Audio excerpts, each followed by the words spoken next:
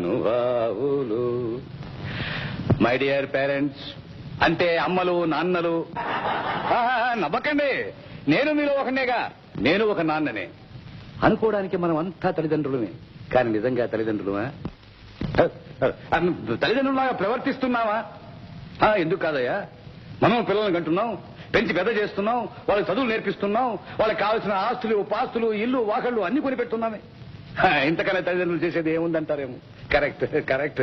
కానీ నేను ఒక చిన్న ప్రశ్న వేస్తాను. One small question.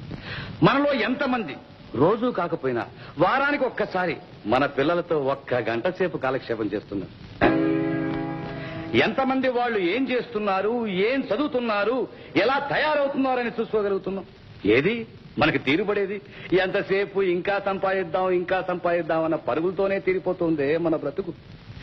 ఈ రోజు మన కుర్రవాళ్ళని చూస్తుంటే వాళ్ళ వెనకాల రూపాయలు కనిపిస్తున్నాయే గాని వాళ్ళు వ్యక్తులుగా గాని వ్యక్తిత్వం కల వాళ్లుగా గాని కనిపించడం లేదు. ఈనాడు ప్రపంచంలో మన దేశంలో వస్తున్న మార్పులు గమనించండి. సంపాదనలు ఎంతకాలం ఉంటాయో కాస్త ఆలోచించండి. ఎప్పుడు ఏ గాలి కొట్టుకుపోతాయో ఎవరు చెప్పలేరు. అంతా అగమ్యగోచరం. Very sorry. కనుక ఏనాటికైనా శాశ్వతంగా నిలిచుండేది విద్యా సంస్కారాలు, శక్తి సామర్థ్యాలు మాత్రమే. అవి ఏ సీలింగికి కట్టుబడవు, ఏ దోపిడీకి దొరికేవి కావు.